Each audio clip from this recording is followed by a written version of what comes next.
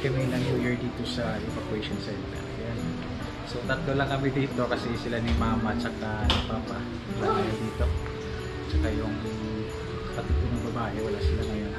Doon sila nag-spend sa boarding house ng tita namin. So kami, dito lang muna kasi hindi kami makalabas.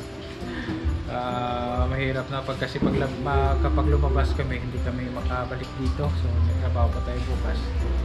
Kailangan natin dito lang. So ito, sitwasyon namin dito. Dito lang kami sa evacuation center. Yeah. So we're preparing for sleeping na kasi may trabaho pa tayo bukas. So yan. So, we're happy New Year talaga kasi last New Year wala po ako dito sa di ko kasama yung pamilya ko. So ngayon kasama ko na sa aming tulugan. Madaming lamok. Yung anak ko, baby boy. Hi, hi, hi. Hi! What did you say? Happy New Year! Yan. Dito kami nag-spend ng New Year sa evacuation center.